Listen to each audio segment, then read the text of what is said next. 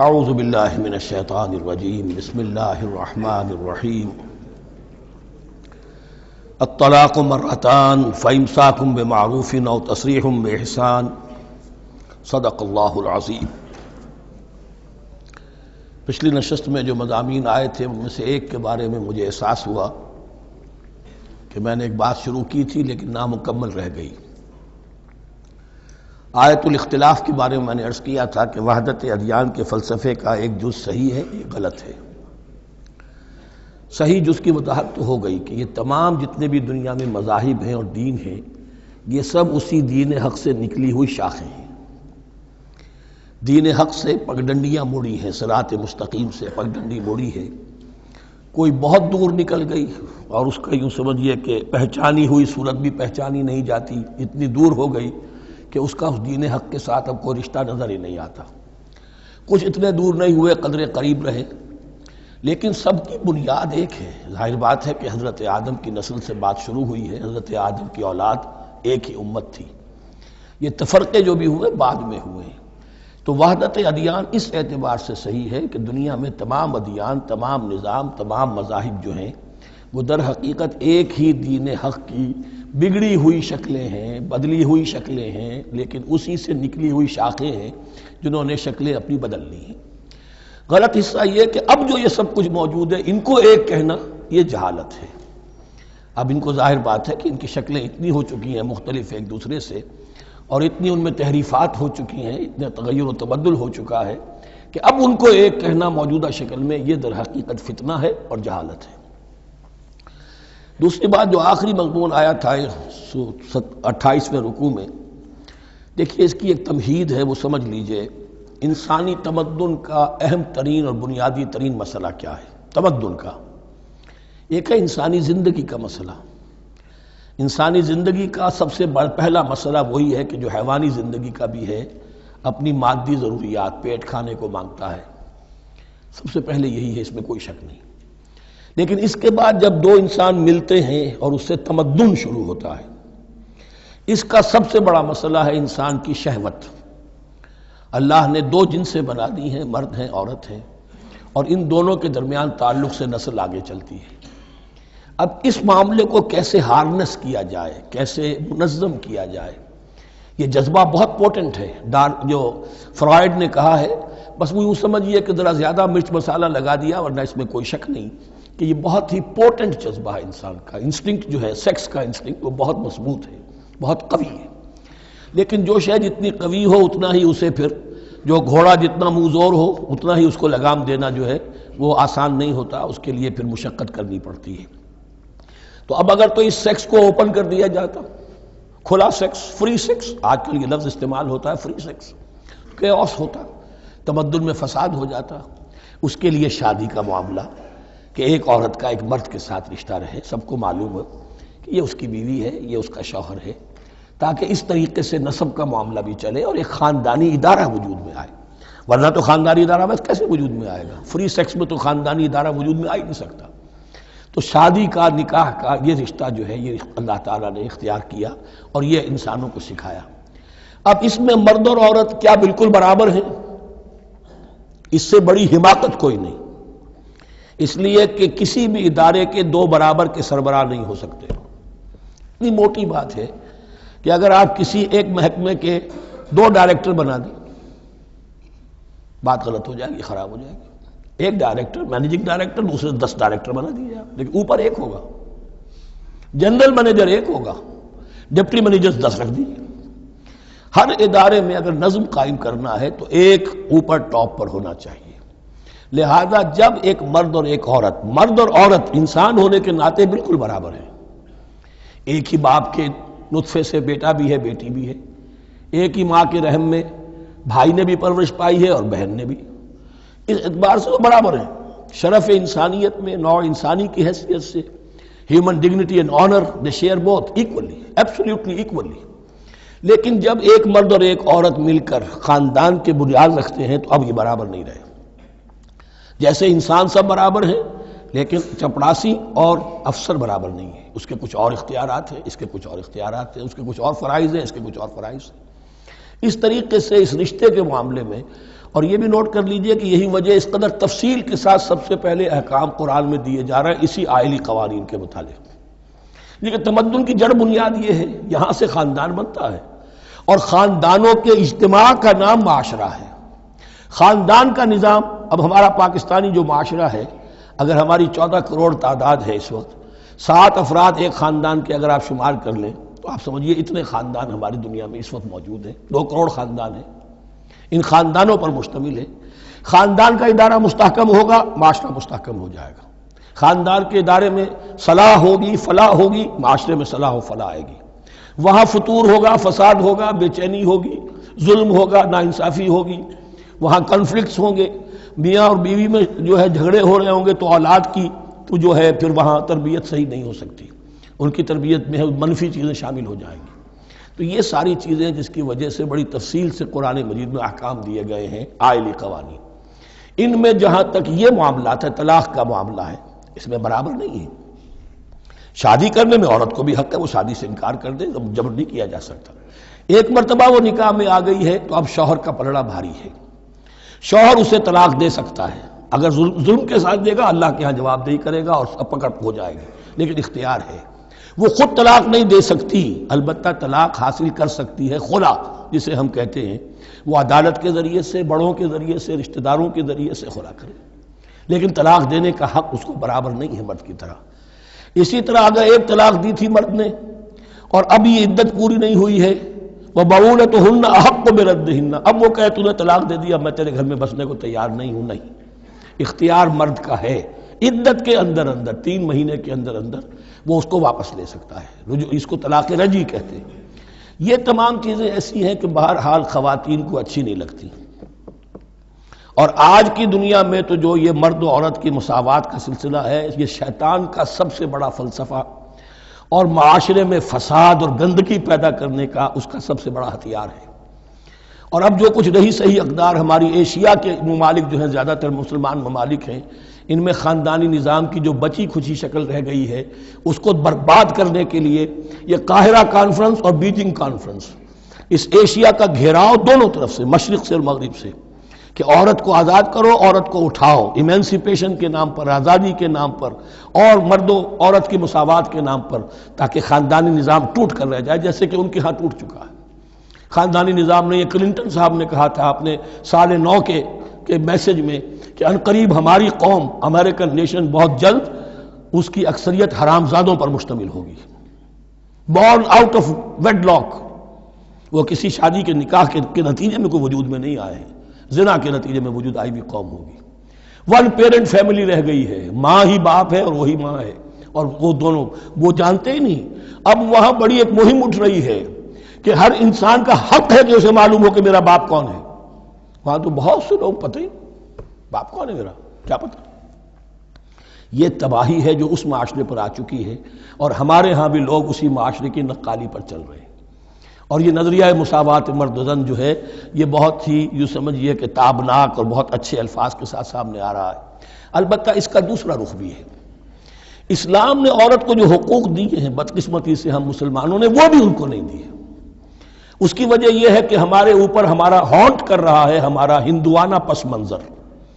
ہندوؤں کے معاشرے میں عورت کی کوئی حیثیت نہیں، نہ اس کی وراثت کا حق ہے، نہ وہ بیوہ ہو جائے تو جینے کا حق تھا اس کو، وہ تو پھر ستی ہو جانا چاہیے اس کو، اس کے لیے تو زندگی کا حق بھی نہیں ہے، وراثت تو بہت دور کی بات رہی، کوئی پراپرٹی کا کوئی سوال نہیں، کسی طرح کی کوئی حیثیت نہیں، کوئی لیگل اینٹیٹی نہیں. لیکن ہم مسلمان تو ہو گئے، ہمارے آباء و اجداد، تربیت ہوئی نہیں، لہذا ہمارے اوپر وہی تصورات ہیں. عورت کو جو ہے پاؤں کی جوتی کی طرح سمجھنا، یہ جو کچھ ہم کر رہے ہیں ان کے جائز حقوق بھی انہیں نہیں دیتے. اس کے نتیجے میں ہم جو مغرب کا ہم پر حملہ ہے اس کو مؤثر کرنے میں گویا ہم مدد دے رہے ہیں. اگر ہم اپنی خواتین کو وہ حقوق نہیں دیں گے، اگر ان کے لیے جو اللہ نے جو مقرر کیا ہے وہ انہیں نہیں دیا جائے گا، تو ظاہر بات ہے کہ رد عمل میں پھر جو یہ نعرے ہیں اور بڑے خوشنما جو دعوت اٹھتی ہے وہ لازماً انہیں کھینچ کر لے جائے گی. تو اس طرف بھی خیال رکھیے. اور ہمارے ہاں دیندار گھرانوں میں خاص طور پر یہ بات ہوتی ہے، اس کو سمجھنا چاہیے کہ عورتوں کے کیا حقوق ہیں، ان کی دلجوئی کتنی کرنی چاہیے.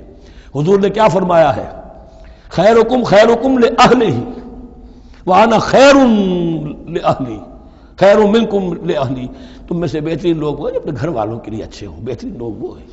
ان کے حقوق کا لحاظ ہو، ان کے ساتھ سلوک ہو، ان کی دلجوئی ہو، ان کے احساسات کا بھی پاس کیا جائے۔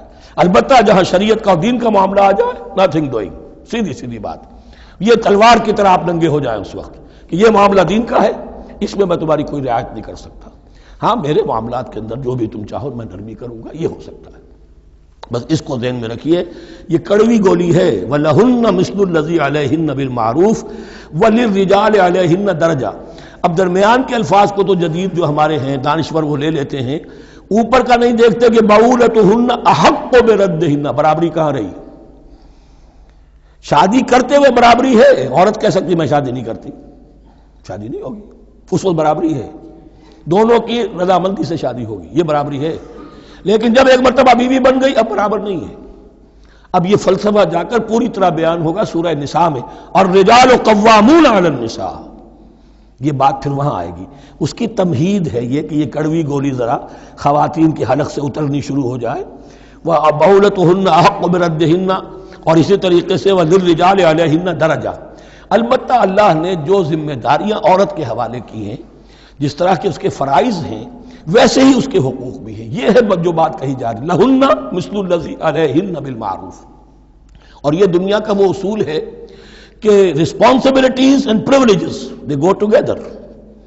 کہیں آپ کا اگر ذمہ داری زیادہ تو حقوق اور اختیارات بھی زیادہ ہوں گے، ذمہ داری بہت ڈال دی، حقوق و اختیارات اتنے ہیں نہیں، آپ ذمہ داری ادا نہیں کر سکتے۔ جہاں ذمہ داری کم ہوگی وہاں حقوق و اختیارات بھی کم ہوں گے، یہ دونوں چیزیں پروپورشنیٹ چلتی ہیں۔ اب چلیے آگے، مجھے اندیشہ ہے کہ میں نے خاصا وقت اس میں لگا دیا۔ الطلاق مرتان، طلاق دو مرتبہ ہے، یعنی ایک شوہر کو دو مرتبہ طلاق دے کر اور رجوع کر لینے کا حق ہے۔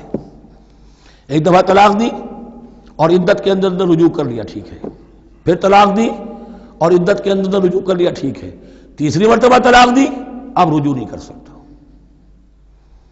الطلاق مرتان، دو مرتبہ ہو سکتا ہے۔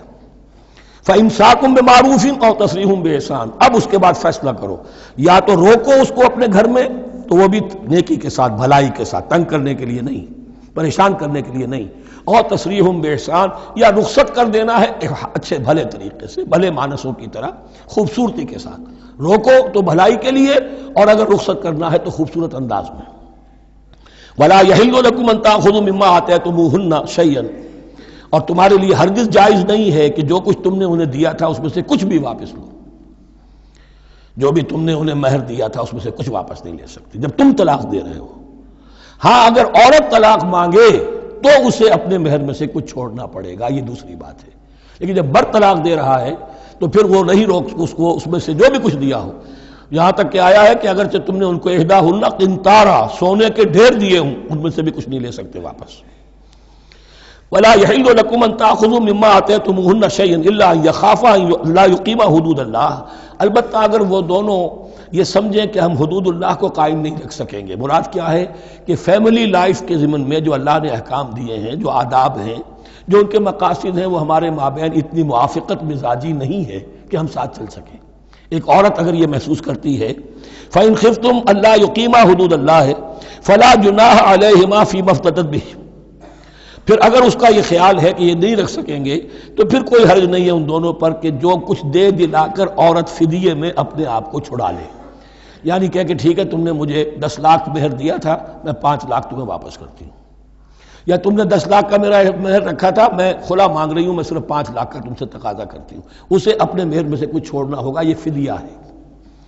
تلک حدود اللہ فلا تعتدوها، یہ اللہ کے حدود ہیں، ان سے تجاوز مت کرو۔ دیکھیے روزے وغیرہ کے ضمن میں فلا تقربوها، اور یہاں فلا تعتدوها، اس لیے کہ یہاں بڑے دھڑلے سے آدمی جو ہے وہ ان حدود کو پامال کر جاتے ہیں، قانون یہی رہ جاتا ہے، روح اس کی ختم ہو جاتی ہے۔ وَمَن يَتَعَدَّ حُدُودَ اللَّهِ فَأُولَٰئِكَ هُمُ الظَّالِمُونَ، اور جو اللہ کے حدود سے تجاوز کرتے ہیں وہی ظالم لوگ ہیں۔ فَإِن طَلَّقَهَا، اب اگر تیسری مرتبہ طلاق دے دی، الطلاق مرتان تو ہو چکا نا، اس کے بارے میں سارے احکام آ گئے، لیکن اب اگر دے دی مراد ہے تیسری مرتبہ، فَإِن طَلَّقَهَا فَلَا تَحِلُّ لَهُ مِن بَعْدِ حَتَّىٰ تَنكِحَ زَوْجًا غَيْرَهُ، تو اب وہ اس کے لیے جائز نہیں ہوگی جب تک کہ وہ عورت کسی اور شوہر سے شادی نہ کرے، اس کو حلالہ کہتے ہیں۔ لیکن یہ حلالہ کروانا یا کرنا اور کسی کے ساتھ یہ معاہدہ کرنا تم شادی کر لو پھر طلاق دے دینا، اس پر لعنت فرمائی ہے، حضور نے لعنت فرمائی ہے۔ اور ہمارے ہاں علم میں آتی ہے، یہ بات سننے میں آتی ہے کہ بہت سے علماء نے اس کو دھندا بنا رکھا ہے۔ حلالہ مولوی مشہور ہیں مختلف شہروں کے اندر۔ فَإِن طَلَّقَهَا فَلَا تَحِلُّ لَهُ مِن بَعْدُ حَتَّى تَنكِحَ زَوْجًا غَيْرَهُ فَإِن طَلَّقَهَا، پھر اگر وہ بھی دوسرے شادی کی دوسری جگہ پر، اس عورت نے اس شوہر سے بھی نہیں بنی، اس نے بھی طلاق دے دی، فَلَا جُنَاحَ عَلَيْهِمَا أَن يَتَرَاجَعَا، تو اب کوئی گناہ نہیں ہوگا ان دونوں پر کہ وہ رجوع کر لیں، پہلے سابق شوہر سے شادی کر لیں۔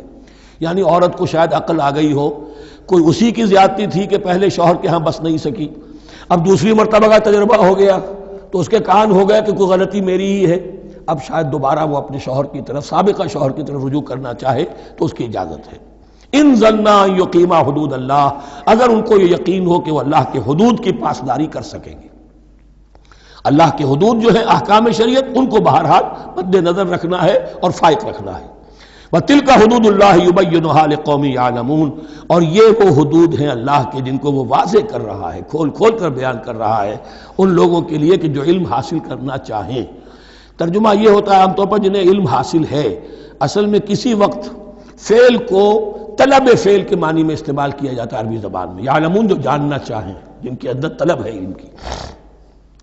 وَإِذَا طَلَّقْتُمُ النِّسَاءَ فَبَلَغْنَ أَجَلَهُنَّ، تو جب تم لوگ اپنی بیویوں کو طلاق دو اور پھر وہ اپنی عدت پوری کر لیں، فَأَمْسِكُوهُنَّ بِمَعْرُوفٍ أَوْ سَرِّحُوهُنَّ بِمَعْرُوفٍ، تو اب چاہو تو روکو انہیں لیکن معروف طریقے سے، اور چاہو تو انہیں رخصت کر دو وہ بھی اچھے طریقے پر۔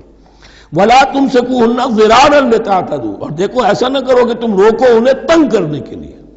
اچھا ذرا اس کی میں اور خبر لوں گا رجوع کر کے، ذرا اگر تو طلاق ہو گئی تو آزاد ہو جائے گی، غصہ اتنا چڑھا ہوا ہے کہ ابھی وہ غصہ ٹھنڈا نہیں ہوا ہے، رجوع کر رہا ہے اس لیے کہ اسے اور پریشان کرو، اسے اور تکلیفیں پہنچاؤ۔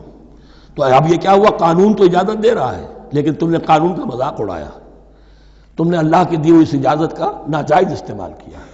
ہاں اگر بسانے کا واقعی ارادہ ہو گیا ہے تو ضرور تم رجوع کر لو، رجوع کا حق تمہیں ہے، لیکن اگر یہ نہیں ہے، پریشان کرنا ہے، فلا تمسکوہن ولا تمسکوہن ضرارا لتعتدوا، ضدم زدہ ان پر زیادتی کرنے کے لیے، ستانے کے لیے، ومن یفعل ذلک فقد ظلم نفسہ، اور جو کوئی بھی یہ کام کرے گا اس نے اپنی جان پر ظلم ڈھایا۔ ولا تتخذوا آیات اللہ ہزوا، اور دیکھو اللہ کی آیات کو مذاق اور کھیل نہ بنا لو، ٹھٹھا نہ بنا لو۔ یہ اچھی طرح جان لیجئے، لا از لا and there can be law which has no flaw. Flawless law is impossible.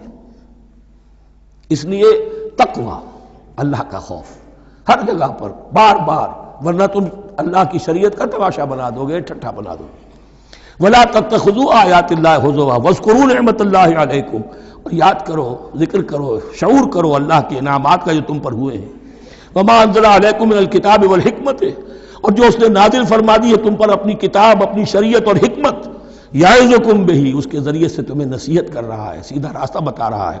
واتقوا اللہ، اللہ کا تقوی اختیار کرو۔ واعلموا ان اللہ بکل شیء علیم، اور جان لو کہ اللہ تعالیٰ کو ہر چیز کا حقیقی علم حاصل ہے۔ وَإِذَا طَلَّقْتُمُ النِّسَاءَ فَبَلَغْنَ أَجَلَهُنَّ فَلَا تَعْضُلُوهُنَّ أَن يَنكِحْنَ أَزْوَاجَهُنَّ إِذَا تَرَاضَوْا بَيْنَهُم بِالْمَعْرُوفِ، اور جب تم عورتوں کو، اپنی عورتوں کو طلاق دے دو پھر وہ اپنی عدت پوری کر لیں، تو مت آڑے آؤ اس میں کہ وہ عورتیں پھر نکاح کر لیں اپنے سابق ازواج سے، اذا تراضوا بینہم بالمعروف، جبکہ وہ آپس میں رضامند ہو جائیں بھلے طریقے پر۔ یعنی اگر طلاق مغلظ نہیں ہے، دیکھیے ایک طلاق ہوتی ہے بائن، پہلی طلاق دوسری طلاق، یہ جب تک عدت ختم نہیں ہوئی طلاق رجعی کہلاتی ہے، اس کے دوران شوہر کو رجوع کرنے کا حق ہے۔ عدت پوری ہو گئی، اب یہ بائن ہو گئی، اب شوہر اور بیوی کا جو رشتہ ہے ٹوٹ گیا۔ اب اگر نکاح ہوگا تو دوبارہ ہوگا، اس میں عورت کی مرضی کو دخل ہے، عدت کے اندر عورت کی مرضی کو دخل نہیں ہے، لیکن عدت کے بعد اب عورت کو اختیار ہے، اب تو نکاح ثانی ہوگا، سوائے طلاق مغلظ کے۔ تیسری طلاق اگر ہو گئی ہے تو پھر جب تک اس کا نکاح کسی اور سے نہ ہو جائے، وہ بھی طلاق دے دے، تو ان کے درمیان نکاح نہیں ہو سکتا۔ گویا کہ یہ دو طلاقوں کے بعد اگر پھر یہ لوگ جب کہ طلاق بائن ہو چکی ہو وہی عورت وہی مرد پھر نکاح کرنا چاہیں تو اب تم آڑے مت آؤ۔ ہوتا کیا ہے، عورت کے بھائی ہیں، اب انہیں غصہ چڑھا ہوا، اس بدماش نے یہ کچھ کیا تھا، اس نے تمہیں ایسے ایسے ستایا تھا، اس نے یہ کیا تھا، اب تمہیں ہم شادی نہیں کرنے دیں گے اس کے ساتھ۔ نہیں، یہ کام تمہارا نہیں ہے۔ اگر وہ اذا تراضوا بینہم، اگر وہ باہم راضی ہو جائیں تو تم اب ان کے آڑے مت آؤ۔ بالمعروف ذالک یوعظ بہ من کان منکم یؤمن باللہ والیوم الآخر، یہ وہ چیزیں ہیں جن کی نصیحت کی جا رہی ہے تم میں سے ان کو جو واقعتاً ایمان رکھتے ہو اللہ پر اور یوم آخر پر۔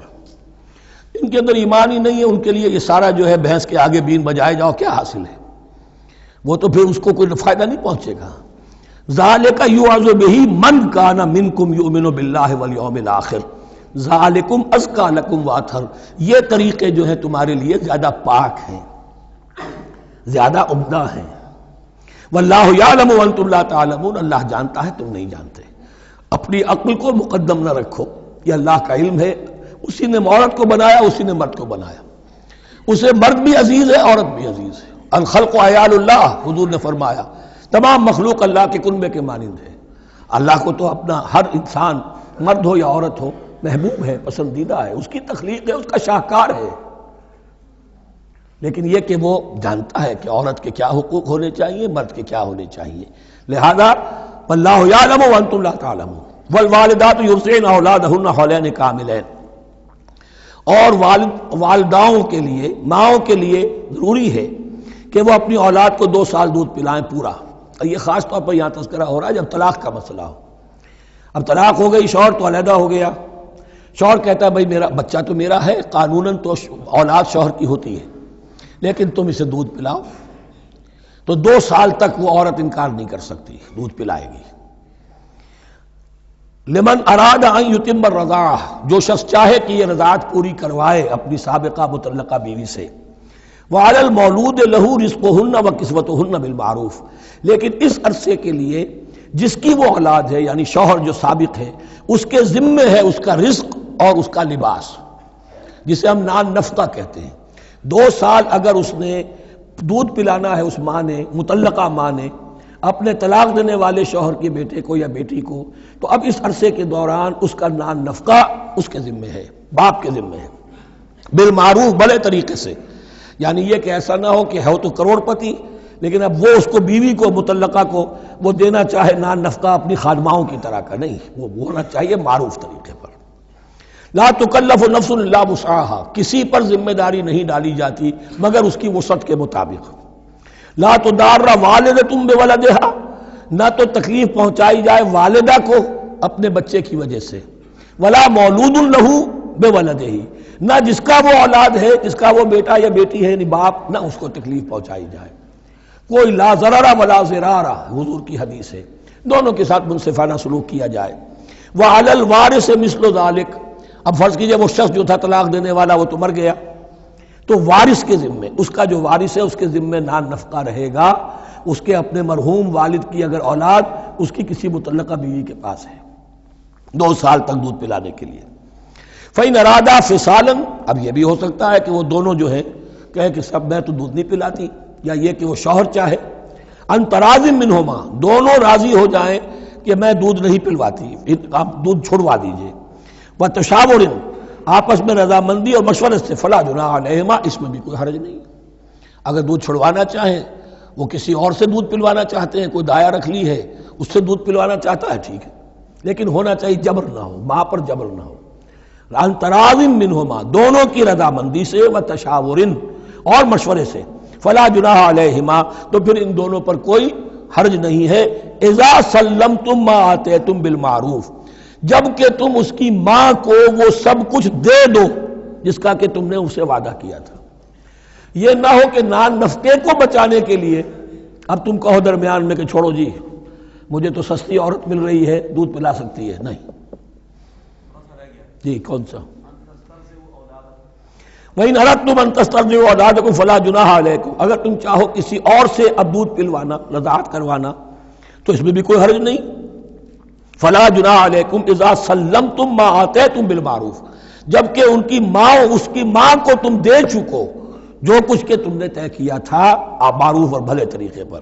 واتقوا اللہ، اور اللہ کا تقوی اختیار کرو. واعلموا ان اللہ بما تعملون بصیر، اور جان لو کہ جو کچھ تم کر رہے ہو اللہ اسے دیکھ رہا ہے. والذین یتوفون منکم ویذرون ازواجا، اور وہ کہ جو تم میں سے وفات پا جائیں اور وہ چھوڑ جائیں بیویاں. یتربصن بانفسہن، اب یہ عدت جو تھی ایک تھی طلاق کی عدت، وہ 3 ماہواریاں آ جانا، 3 مہینے اندازن، اور ایک ہے جو فوت ہو گیا. اور بیوہ کی عدت کیا ہے؟ والذین یتوفون، جو تم میں سے وفات دے دیے جائیں، منکم تم میں سے، ویذرون ازواجا، پیچھے بیویاں چھوڑ گئے ہوں. یتربصن بانفسہن 4 اشہر و عشرہ، وہ روکے رکھیں اپنے نفسوں کو 4 مہینے اور 10 دن.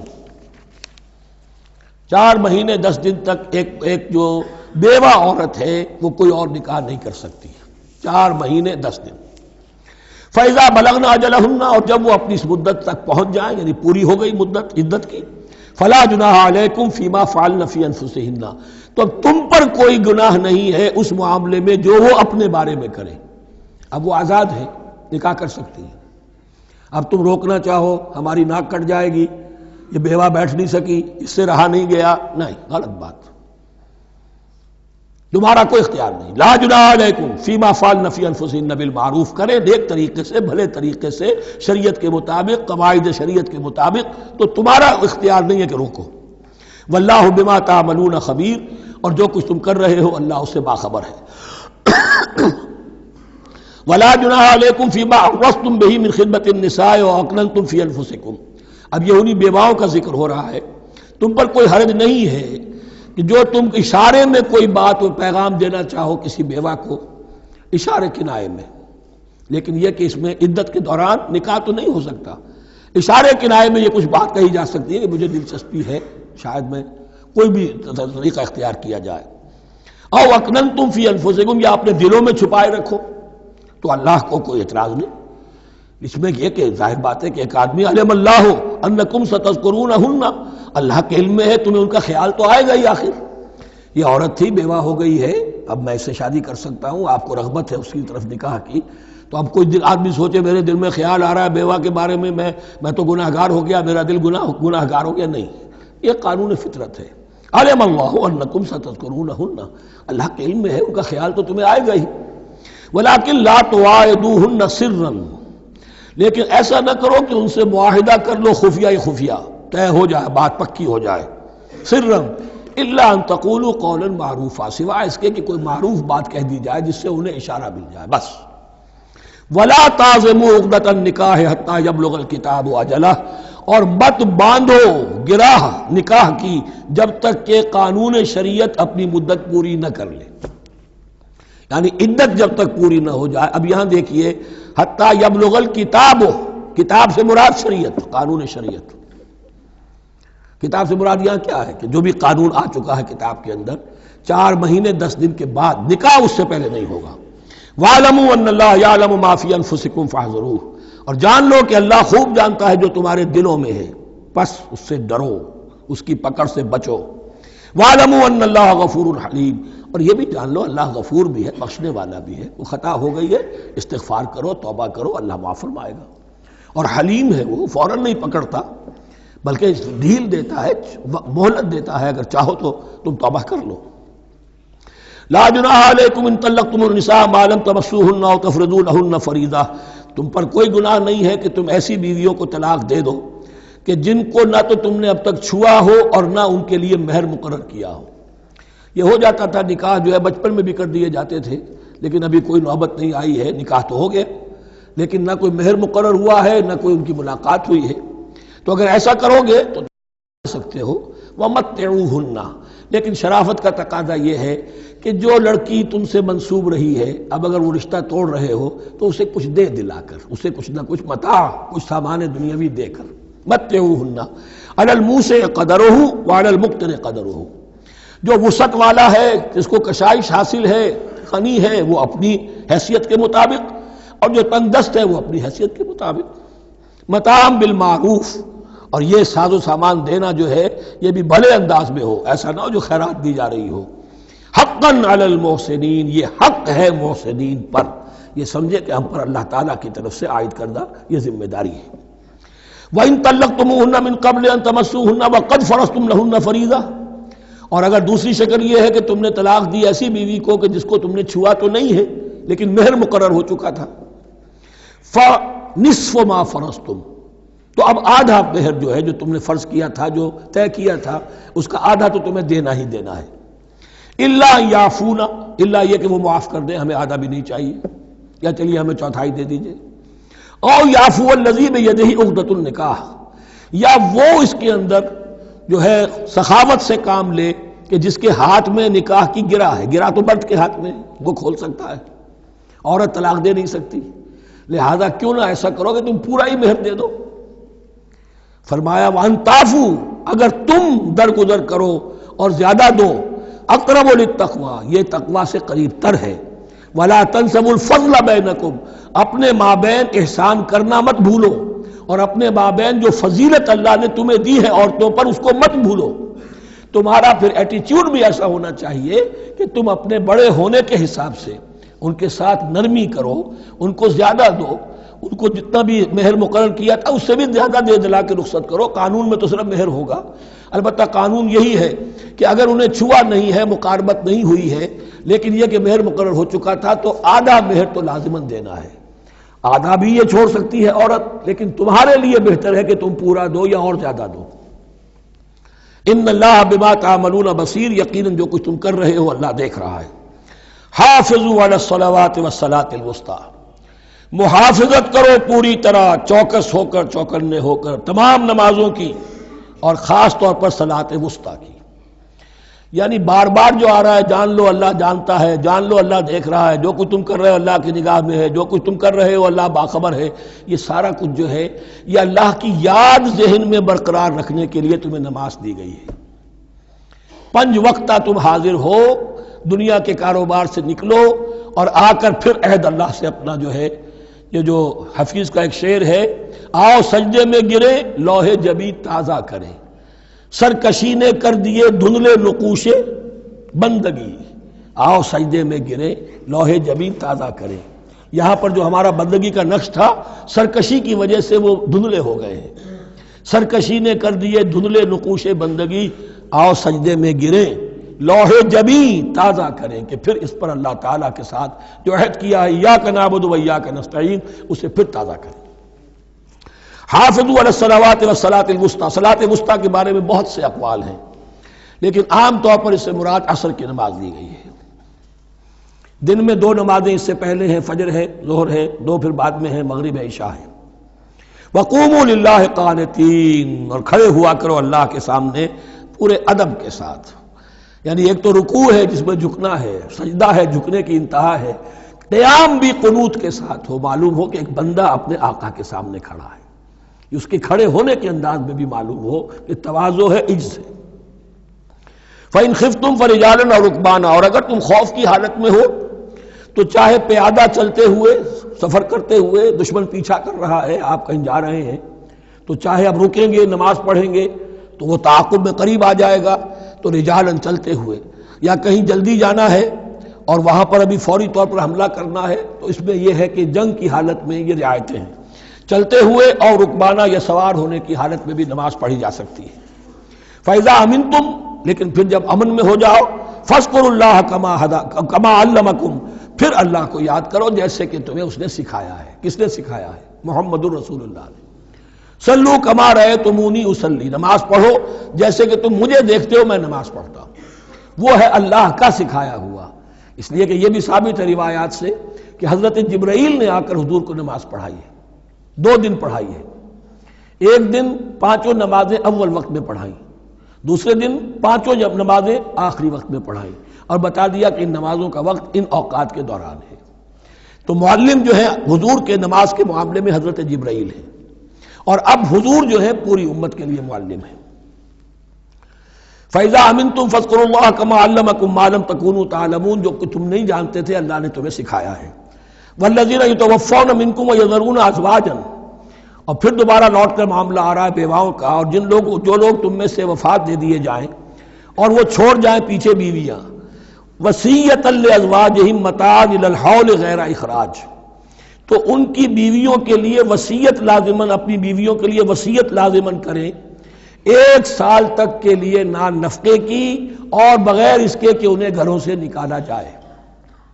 اب یوں سمجھیے اس کو، ایک شخص فوت ہوا، 4 بیویاں ہیں، ایک کے ہاں اولاد تھی، بیٹا تو اسی کا ہے، باقی 3 تو اس کی جو ہیں سوتیلی مائیں ہیں۔ ایک ماں کو تو وہ اپنی ماں سمجھ کر اس کی خدمت کرے گا، باقی 3 کو لائبلٹی سمجھے گا۔ تو فرمایا ایسا نہ ہو کہ فوراً نکال دو کہ جاؤ اپنا راستہ لو، جس سے تمہاری شادی تھی وہ گیا۔ 1 سال کے لیے انہیں گھر سے نہ نکالا جائے اور ان کا نان نفقہ دیا جائے۔ لیکن یہ بھی اصل میں تھا وصیت کا، جب یہ جو قانون آئے گا وراثت کا تو اس سے پہلے کے لیے ہے۔ جیسے کہ والدین کے لیے کہا گیا تھا وصیت کرو، ایسے بیویوں کے لیے بھی کرو۔ جب ان کا حق آ گیا، اس لیے کہ شوہر مر گیا ہے تو بیوی کا حق ہے اس کی وراثت میں، بیوی مر گئی ہے شوہر کا حق ہے اس کی وراثت میں، تو وہ تو وراثت کے اندر حق معین ہو گیا، تو اب یہ وصیت کی ضرورت نہیں۔ اور اسی طرح 1 سال کا نفقہ نہیں ہے، اب نفقہ جو ہے وہ صرف عدت کے دوران کا ہے، جو ہم اس سے پہلے پڑھ چکے ہیں۔ فَإِنْ خَرَجْنَ فَلَا جُنَاحَ عَلَيْكُمْ فِي مَا فَعَلْنَ فِي أَنفُسِهِنَّ، لیکن اگر وہ خود نکل جائیں، ظاہر بات ہے کہ عدت ہوتی 4 مہینے 10 دن، اب تم سال بھر روکو گے تو نہیں ان کو، اگر وہ شادی کر کے کہیں اور جا کے بسنا چاہیں تو تم پر کوئی الزام نہیں آئے گا، جو کچھ وہ کرتی ہیں اپنی جانوں کے بارے میں معروف ہو، بھلے طریقے پر، معروف طریقے پر۔ واللہ عزیز الحکیم، اور یقیناً اللہ تعالیٰ زبردست ہے، حکمت والا۔ وللمطلقات متاع بالمعروف، اسی طرح مطلقات کے لیے بھی ساز و سامان زندگی کی ضروریات ہے معروف طریقے پر، حقاً علی المتقین، لیکن یہ ہے عدت کے وقت تک کے لیے۔ اسی معاملے میں شاہ بانو کیس میں ایک جو فیصلہ دیا تھا، یہ کلکتہ ہائی کورٹ نے، اس پر پھر ہندوستان میں ایجیٹیشن ہوا۔ اس نے یہ فیصلہ دیا تھا کہ کوئی مسلمان اپنی بیوی کو طلاق دے دے تو اب وہ بیوی اگر تو دوسری شادی کر لے تب تو بات دوسری ہے، ورنہ جب تک زندہ رہے گی اس طلاق دینے والے پر اس کا نان نفقہ جو ہے رہے گا پوری زندگی تک۔ اس پر مسلمانوں نے کہا، بھارت کے مسلمانوں نے، یہ ہماری شریعت میں دخل اندازی ہے، شریعت نے صرف عدت تک کا حق رکھا ہے مطلقہ کے لیے، تم ساری زندگی کہاں سے لا رہے ہو؟ پھر وہ فساد ہوا، پھر بہت سے لوگوں نے جانیں دیں، پھر جو ہے ایجیٹیشن ہوا، لیکن پھر راجیو گاندھی کو گھٹنے ٹیکنے پڑے، اور پھر قانون بنا دیا گیا بھارت میں کہ کوئی عدالت ہندوستان کی including supreme court of India مسلمانوں کے آئلی قوانین میں دخل نہیں دے سکتی۔ میں سلام کیا کرتا ہوں مسلمانان بھارت کو، ہمارے ہاں ایک ڈکٹیٹر نے، فوجی ڈکٹیٹر نے آئلی قوانین بنائے، جنہیں سنیوں نے، شیعوں نے، اہل حدیث نے، بریلویوں نے، دیوبندیوں نے اور جماعت اسلامی کی ٹاپ کی قیادت سب نے یہ کہا کہ یہ غلط قوانین ہیں، اور وہ آج تک چل رہے ہیں۔ ایک اور ملٹری عامر 11 برس تک یہاں پر، لمن الملک اليوم، میرے لیے ہے بادشاہی، میں ہوں مقتدر اعلیٰ، مقتدر قادر مطلق، یہ کہتا وہ چلا گیا اور اس قوانین کو جو کا تو برقرار رکھا ہے۔ اسی پر بھی میں نے شورا سے استعفیٰ دیا تھا ان کے، لیکن مسلمانوں نے وہاں پر یہ بات بھی نہیں ہونے دی کہ جب قرآن شریعت کا حکم جو ہے وہ یہ ہے کہ مطلقہ کو عدت تک کے لیے دان نفقہ ہے تو ساری زندگی کا کوئی معاملہ نہیں۔ کذالک یبین اللہ لکم آیاتہ لعلکم تعقلون، اسی طرح اللہ تعالیٰ تمہارے لیے اپنی آیات کو واضح کر رہا ہے تاکہ تم عقل سے کام لو اور سمجھو۔ اب جو 2 رکوع اگلے آ رہے ہیں یہ بڑے اہم ہیں اس اعتبار سے کہ یہ تاریخ بنی اسرائیل کا غزوہ بدر ہے جس کا تذکرہ ہوگا۔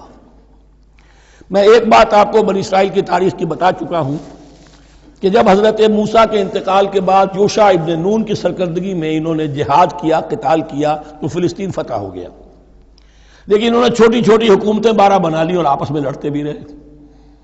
لیکن 300 برس کے بعد پھر صورتحال پیدا ہوئی، وہ واقعہ ہوگا جو اب سامنے آ رہا ہے کہ جب ان کے اوپر دنیا تنگ ہو گئی، آس پاس کے جو کافر اور مشرک لوگ تھے انہوں نے انہیں دبا لیا، بہت سوں کو ان کے گھروں سے، ان کے ملکوں سے نکال دیا، تو پھر تنگ آ کر انہوں نے کہا اس وقت کے نبی سے کہ ہمارے لیے کوئی بادشاہ بنا دیجئے، سپہ سالار بنا دیجئے، اب ہم اللہ کی راہ میں جنگ کریں گے۔ تو وہ جو جنگ ہوئی ہے طالوت اور جالوت کی، اس جنگ کے بعد سے خلافت راشدہ شروع ہوئی ہے دور بنی اسرائیل کی۔ گویا کہ خلافت راشدہ دور بنی اسرائیل کی 300 برس بعد آئی ہے ان کے رسول کے انتقال کے۔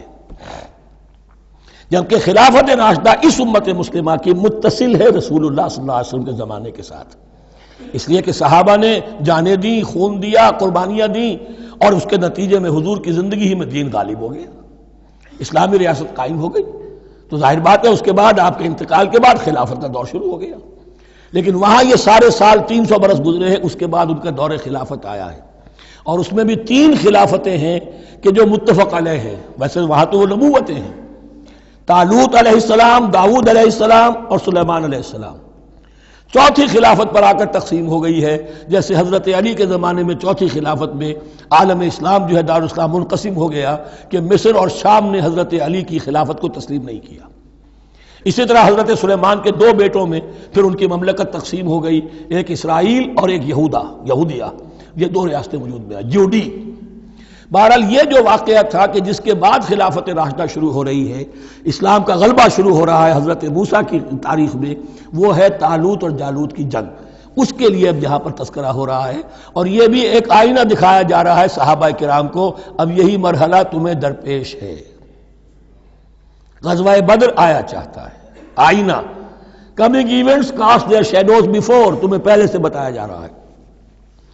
الم تر الی الذین خرجوا من دیارہم، کیا تم لوگوں نے غور نہیں کیا، کیا تم نے غور نہیں کیا ان لوگوں کے حال پر کہ جو نکل گئے اپنے گھروں سے، وہم الوف، جبکہ وہ ہزاروں کی تعداد میں تھے، حذر الموت، موت سے ڈر کی وجہ سے، یعنی جب کفار اور مشرکین نے غلبہ کر لیا ان پر اور بہت سے ملکوں سے یہ بھاگے اپنے ملک چھوڑ کر، فقال لهم اللہ موتوا، تو اللہ نے ان سے کہا کہ مر جاؤ، ثم احیاہم، پھر انہیں زندہ کیا۔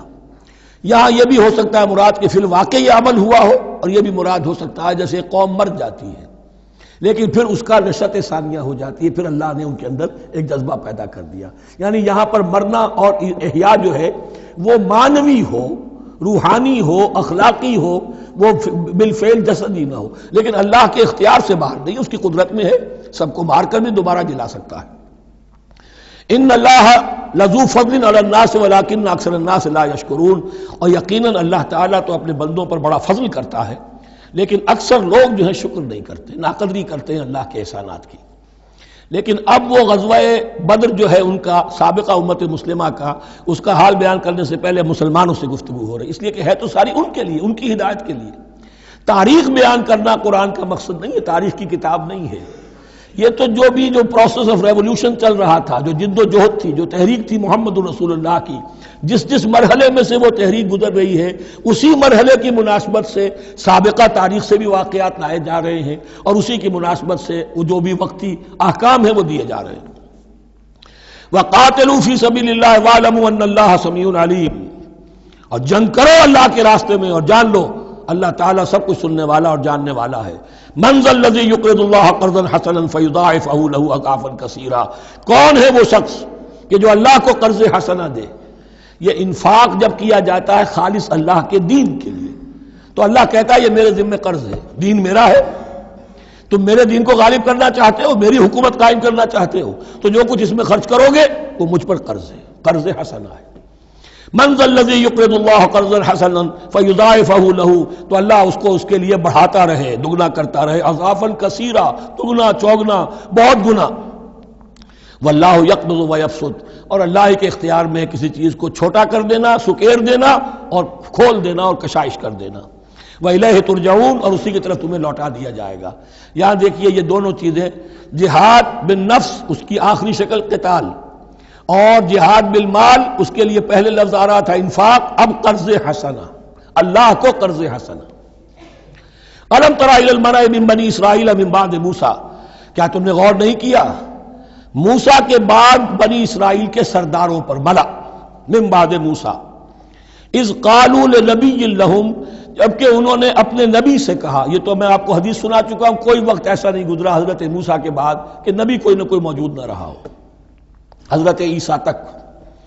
اس زمانے کے جو نبی تھے ان سے انہوں نے کہا لَهُمْ مُبَعْثُ لَنَا مَلِكًا نُقَاتِلْ فِي سَبِيلِ اللَّهِ، اب ہمارے لیے کوئی بادشاہ مقرر کر دیجئے تاکہ ہم اللہ کی راہ میں قتال کریں، جنگ کریں۔ یہاں بادشاہ سے مراد ہے جو سپہ سالار ہو، نبی ہے تو ظاہر بات ہے کہ نبی کا رتبہ تو بلند رہے گا، لیکن نبی کے تابع ہو کر کوئی شخص کہ جو جنگ کی سپہ سالاری کر سکے اس کو نامزد کر دیجئے۔ قال هل عصیتم ان کتب علیکم القتال الا تقاتلوا، جو نبی تھے، یہ سیموئیل نبی تھے، سموئیل، یہ آپ اولڈ ٹیسٹمنٹ میں پڑھیں گے، سیموئیل نبی، انہوں نے کہا کہ اس کا بھی اندیشہ ہے کہ جب جنگ فرض کر دی جائے اللہ تو قاتلوا، پھر تم جنگ نہ کرو، یعنی ابھی تو بڑے تمہارے دعوے ہیں، بہادری دکھا رہے ہو، بڑا جوش و خروش ہے، کہیں ایسا تو نہیں ہوگا کہ ادھر سے میں اللہ تعالیٰ سے اجازت بھی لوں جنگ کی اور تمہارے لیے کوئی سپہ سالار یا بادشاہ بھی بنا دوں اور پھر تم جنگ سے کرنی کترا جاؤ۔ قالوا وما لنا الا نقاتل فی سبیل اللہ، ان کا کیسے ممکن ہے کہ ہم اللہ کی راہ میں قتال نہ کریں؟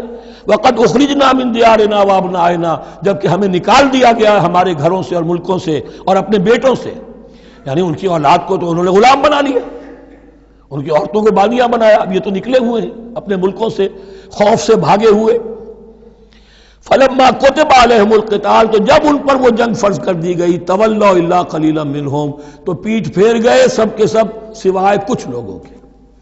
یہ گویا کہ تنبیہ کی جا رہی ہے، مسلمانوں تم بھی بہت کہتے رہے ہو کہ حضور ہمیں جنگ کی اجازت ملنی چاہیے، ہم کب تک یہ ظلم سہیں گے، لیکن ایسا نہ ہو، دیکھو اب جب جنگ کا حکم آئے، اب پڑھ چکے ہم وہ آیت کتب علیکم القتال وہو کرہ لکم، اب اچھی نہیں لگ رہی جنگ، جان تو پیاری ہے، تو اب دکھا دیا گیا وہاں بھی یہ ہوا۔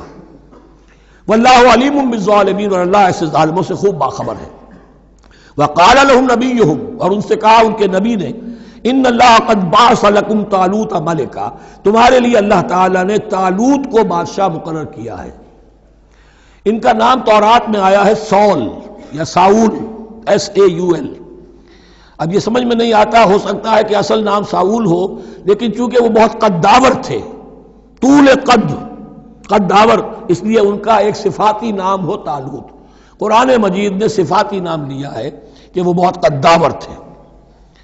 قالوا انا یکون له الملک علینا، اب انہوں نے کہا کیسے ہو سکتا ہے کہ اسے بادشاہت ملے ہمارے اوپر، ونحن احق بالملک منہ، ہمیں زیادہ حق حاصل ہے اس کے مقابلے میں کہ ہمیں بادشاہی دی جائے۔ ولم یؤت سعۃ من المال، وہ تو مفلس ہے، اسے تو اللہ نے کوئی زیادہ دولت دی نہیں ہے، کیونکہ ان کے معیار تو یہی تھے، جو دولت مند ہے وہی صاحب عزت ہے۔ قال ان اللہ اصطفاہ علیکم، اب نبی نے کہا اب جو چاہو کہو، اللہ نے اس کو چن لیا ہے تم پر، یہ فیصلہ اب ہو چکا، اللہ کا فیصلہ ہے، ڈیوائن ججمنٹ ہے، ڈیوائن ڈیسیجن ہے، کین ناٹ بی ریووکڈ۔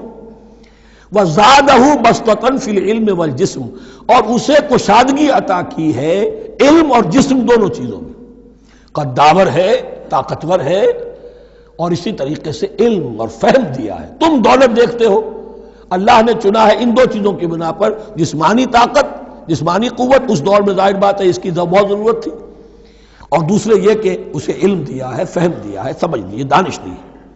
واللہ یؤتی ملکہ من یشاء، اور اللہ تعالیٰ جس کو چاہتا ہے اپنی بادشاہت دے دیتا ہے۔ واللہ واسع علیم، اللہ بہت سمائی والا ہے، واسع، اس کی وسعت جو ہے وہ اتھا ہے، اور علیم، اور سب کچھ واسع علیم، جاننے والا ہے، یعنی وہ جس کو جو کچھ دیتا ہے بربنائے علم دیتا ہے، کون اس کا مستحق ہے۔ وقال لهم نبيهم ان آیۃ ملکہ ان یاتیکم التابوت فیہ سکینۃ من ربکم وبقیۃ مما ترک آل موسیٰ وآل ہارون تحملہ الملائکہ، اور ان سے کہا ان کے نبی نے کہ طالوت کی بادشاہت کی ایک نشانی یہ ہوگی کہ وہ صندوق جو تمہارے سے جاتا رہا چھن چکا ہے، جس میں سکینہ ہے، تمہارے لیے تسکین کا سامان ہے تمہارے رب کی طرف سے، اور بقیت مما ترک آل موسیٰ و آل ہارون، اور کچھ تبرکات ہیں جو آل موسیٰ اور آل ہارون کے اس صندوق میں رکھے ہوئے ہیں، تحملہ الملائکہ، وہ ملائکہ کی تحویل میں ہے۔ اب ان کی بادشاہی کی علامت کے طور پر وہ صندوق تمہارے پاس واپس آ جائے گا۔ اصل میں یہ تابوت سکینہ جو ہے یہ ان کا ایک بڑا لکڑی کا صندوق ہے، اب بھی ہے، ان کا دعویٰ ہے کہ موجود ہے، اور مسجد اقصیٰ کے نیچے جو سرنگ ہے اس میں موجود ہے۔ بعض ذرائع سے فوٹو لے کر بھی انہوں نے ڈاکومنٹری فلم بھی ابھی دکھا دی ہے کہ موجود ہے۔ نبوکدنضر نے جب گرایا تھا 586 قبل مسیح میں، جو حضرت سلیمان کا بنایا ہوا ہیکل تھا، اس کے تہخانے میں وہ رہتا تھا، اور وہیں پر جو ربائی تھے وہاں موجود تھے، ربانیین، تو جب گرایا گیا ہے اس کو، ہیکل کو، تو اسی میں وہ دب گئے ہیں، لیکن وہ چاروں طرف سے جو بھی تہخانہ تھا بند ہو گیا ہوگا، اور وہاں پر ان کی لاشیں بھی ہیں اور تابوت سکینہ بھی ہے۔ لیکن ہوا یہ تھا کہ جب ان کے پڑوسی ملکوں نے انہیں شکستیں دی تو وہ تابوت سکینہ بھی چھین کر لے گئے۔ اب اس میں گویا کہ ان کے لیے بہت بڑی بات تھی کہ ان کے لیے کم سے کم ایک دل کی روحانی تسکین کا سامان تھا. ہمارے پاس حضرت موسیٰ کے تبرکات ہیں، عصائے موسیٰ اس میں ہے، رکھا ہوا ہے، اب بھی ہے. اسی طریقے سے اس میں وہ جو جن تختیوں پر تورات لکھی ہوئی دی گئی تھی حضرت موسیٰ کو، وہ موجود ہے، ان کے کہنے کے مطابق اب بھی ہے. تو اس طریقے سے ان کے لیے تسکین ہوتی تھی، جیسے کہ مسلمان کو خانہ کعبہ کو دیکھ کر تسکین ہوتی ہے. تو فرمایا اس میں تمہارے لیے سکینت بھی ہے اور تمہارے آل موسیٰ اور آل ہارون کے تبرکات بھی ہیں. تحملہ الملائکہ، اس وقت وہ ملائکہ کی تحویل میں ہوا یہ کہ جہاں وہ تابوت لے گئے ان کے دشمن، وہاں پلیگ آ گئی. انہوں نے سمجھا کوئی نحوست ہے اس کے اندر جس کی وجہ سے پلیگ آ گئی ہے. انہوں نے ایک چھکڑے کے اوپر اس کو رکھا اور بیلوں کو ہانک دیا، جاؤ جدھر جانا ہے. تو حضرت سموئیل نے ان سے کہا کہ طالوت کا اللہ کی طرف سے نامزد کیے جانا ایک علامت اس کی یہ ہوگی کہ وہ تمہاری تسکین کا سامان جو تم سے چھن گیا تھا، ان کے عہد عمارت میں یا ان کے عہد ملوکیت میں تمہیں واپس مل جائے گا، اور وہ فرشتوں کی تحویل میں ہے. تو ایک روز وہ چھکڑا جو ہے وہ لیے ہوئے وہ تابوت ان کے ہاں پہنچ گیا. ان فی ذلک لآیۃ لکم ان کنتم مؤمنین، یقیناً اس میں تمہارے لیے نشانی ہے اگر تم ماننے والے ہو. فلما فصل طالوت بالجنود، اب جب حضرت طالوت اپنے لشکروں کو لے کر چلے، ان میں سے جو لوگ تو انکار کر گئے رہ گئے، جو لوگ چلے ساتھ ان کو لے کر چلے. قال ان اللہ مبتلیکم بنہر، انہوں نے فرمایا اپنے لشکر والوں سے اللہ تعالیٰ تمہاری ایک آزمائش کرے گا ایک نہر سے، دریا سے. یہ جو ہے جارڈن ریور جارڈن، اس کو کراس کر کے پھر حملہ کرنا تھا.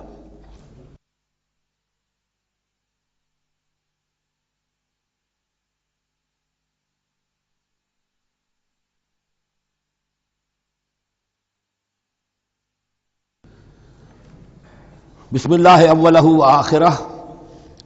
فلما فصل طالوت بالجنود، تو جب طالوت اپنے لشکروں کو لے کر چلے، قال ان اللہ مبتلیکم بنہر، تو انہوں نے کہا کہ اللہ تعالیٰ تمہاری آزمائش کرے گا ایک دریا سے، یعنی دریائے اردن.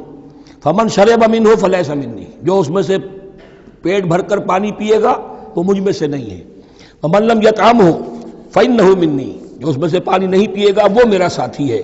الا من اغترف غرفۃ بیدہ، سوائے اس کے کہ کوئی صرف اپنے چلو سے اور وہ کچھ وہ ایک گھونٹ لے لے. یہ اصل میں ہر کمانڈر کے لیے ضروری ہوتا ہے کہ کسی بھی بڑی جنگ سے پہلے اپنے ساتھیوں کا مورال دیکھے، ڈسپلن کی حالت دیکھے. تو جیسے حضور نے بھی غزوہ بدر سے قبل مشاورت کی تھی کہ مسلمانوں ایک لشکر آ رہا ہے جنوب سے کیل کانٹے سے لیس، اور ایک قافلہ آ رہا ہے شمال سے، اور اللہ نے ان دو میں سے ایک کا وعدہ کیا تمہیں ضرور ملے گا، بتاؤ کدھر چلیں. اندازہ ہو گیا کچھ لوگ جو کمزوری دکھا رہے تھے انہوں نے کہا چلیں جی پہلے قافلہ لوٹ لیں، اور جو لوگ تھے باہمت انہوں نے کہا جو حضور آپ کی ارادہ ہو، جو آپ کا منشا ہو. تو یہاں بھی انہوں نے اس سے ٹیسٹ کیا ہے کہ آیا وہ میرے حکم کی پابندی کرتے ہیں یا نہیں کرتے. فشربوا منہ، تو ان سب نے بہتوں نے پیا اس میں سے خوب جی بھر کر. الا قلیلا منہم، سوائے ان میں سے بہت کم تعداد میں. فلما جاوزہ ہوا والذین آمنوا معہ، تو جب گزرے اس دریا کے پار اترے وہ اور وہ لوگ جو ان کے ساتھ ساتھیہ اہل ایمان رہے تھے. یعنی پہلی سکریننگ پہلے ہو چکی تھی جو قتال ہی کے منکر ہو گئے تھے، اور اس کے بعد دوسری ہو گئی ہے کہ جو اس چھلنی میں سے نہیں نکل سکے، وہ پانی پی کر بے سدھ ہو گئے. یہ ایسا ہی ہے جیسے غزوہ احد میں حضور صلی اللہ علیہ وسلم کے ساتھ 1000 آدمی مدینے سے نکلے تھے اور پھر عین وقت پر 300 آدمی ساتھ چھوڑ کر چلے گئے. تو جب انہوں نے دریا پار کر لیا، انہوں نے اور ان کے ساتھی اہل ایمان نے، قالوا لا طاقت لنا اليوم بجالوت وجنودہ، تو انہوں نے کہا کہ ہمارے اندر تو واقعتاً طاقت نہیں ہے کہ ہم جالوت کا اور اس کے لشکروں کا مقابلہ کر سکیں. یہ گولیت جس کو کہتے ہیں جالوت، یہ بڑا قوی ہیکل انسان تھا، اور اس کا جو زرہ بختر تھا وہ اتنا پورا جسم ڈھکا ہوا کہ سوائے آنکھ کے سوراخ کے اور کچھ نہیں تھا اس میں، جو نظر ہی نہیں آتا تھا. تو اس نے مبارزت کی اور کوئی بھی مقابلے پر نہیں آ رہا تھا. قال الذين يظنون انهم ملاقو الله كم من فئة قليلة غلبت فئة كثيرة باذن الله، تو کہا ان لوگوں نے جو یقین رکھتے تھے کہ اللہ سے ملاقات کرنی ہے کہ کئی مرتبہ ایسا ہوا ہے، کتنی مرتبہ ایسا ہوا ہے کہ چھوٹی جماعت غالب آ گئی ہے بڑی جماعت پر اللہ کے حکم سے. یعنی آگے بڑھو، ہمت کرو، اپنی جو ہے کم ہمتی کا ثبوت نہ دو، اللہ تعالیٰ کی نصرت سے، اللہ کی مدد سے تمہیں فتح حاصل ہو جائے گی۔ واللہ مع الصابرین، اللہ تو صابروں کے ساتھ ہے۔ ولما برزوا لجالوت وجنودہ، تو جب وہ سامنے آئے جالوت اور اس کے لشکروں کے، برزا ظاہر ہو جانا، سامنے آمنے سامنے آ جانا، اب ادھر ان کا لشکر ہے طالوت علیہ السلام کا، اور ادھر وہ جالوت کا لشکر ہے۔ قالوا، اب انہوں نے دعا کی، ربنا افرغ علینا صبرا، اے اللہ ہم پر صبر انڈھیل دے۔ یہ افرغ کا لفظ ہوتا ہے کسی برتن سے پانی اس طرح گرا دینا کسی کے اوپر کہ وہ برتن خالی ہو جائے، گھڑوں پانی ڈال دینا یا کچھ اور برتن میں سے۔ افرغ علینا صبرا، ہم پر صبر انڈھیل دے، صبر کی بارش فرما دے۔ ربنا افرغ علینا صبرا وثبت اقدامنا، اور ہمارے قدموں کو جما دے، وانصرنا علی القوم الکافرین، اور ہماری مدد فرما ان کافروں کے مقابلے میں۔ یہی دعا گویا کہ تلقین کی جا رہی ہے اہل ایمان کو کہ جب بدر کے موقع پر تمہارا مقابلہ ہوگا تو تمہیں یہ دعا کرنی چاہیے۔ فَهَزَمُوهُمْ بِإِذْنِ اللَّهِ، تو انہوں نے بھگا دیا ان کو اللہ کے حکم سے، اللہ کے اذن سے، اللہ کی مشیت سے۔ وَقَتَلَ داود جالوتا، اور قتل کیا جالوت کو داود نے۔ یہ داود جو ہے تورات سے معلوم ہوتا گڈریے تھے، جنگلوں میں رہتے تھے اپنی بھیڑیں بکریاں لے کر، اور ان کے پاس ایک گوپیا ہوتا تھا، اس گوپیے کے اندر پتھر رکھ کر اس کو گھما کر وہ مارتے تھے، لیکن نشانہ اتنا صحیح تھا کہ اس سے وہ کہتے تھے کہ میں شیروں کے جبڑے توڑ دیتا ہوں۔ جب کبھی شیر آتے ہیں میرے بھیڑوں بکریوں کے گلوں پر حملے کے لیے، تو جب وہ آ گئے اتفاق سے، جب لشکر آمنے سامنے تھے، ادھر جالوت للکار رہا ہے آئے کوئی میرے مقابلے میں، ادھر سب کے سب سہمے کھڑے ہیں، کوئی آگے نہیں نکل رہا، تو حضرت طالوت آئے، یہ حضرت داود آ گئے اتفاقاً۔ کہا معلوم ہوا کیا سچویشن ہے، یہ ہے کہ اچھا ٹھیک ہے، میں اس غیر مختون کا میں معاملہ کرتا ہوں، اس لیے کہ یہ ان کے یہاں سب سے بڑی گالی تھی۔ حضرت ابراہیم کی ملت میں ہے ختنہ، اور یہ جو کفار اور مشرک تھے ان کے ہاں ختنہ نہیں تھی، تو نامختون ہونا ان کے ہاں یہ سب سے بڑی گالی تھی۔ اس نامختون کا پھر جو ہے میں اس کو کیفر کردار تک پہنچاؤں گا، میرے پاس یہ گوپیا ہے اور میں تو شیروں کے جبڑے توڑ دیا کرتا ہوں۔ انہوں نے پھر وہ پتھر رکھ کر اور گھمایا ہے، اور سیدھا وہ آنکھ کے سوراخ سے اس کے بھیجے کے اندر اتر گیا، اور اس طریقے سے قتل داود و جالوتا، داود نے جالوت کو قتل کیا، اور اللہ تعالیٰ نے پھر ان کو جو براتب عطا کیے، وَآتَاهُ اللَّهُ الْمُلْكَ وَالْحِكْمَةَ وَعَلَّمَهُ مِمَّا يَشَاءُ۔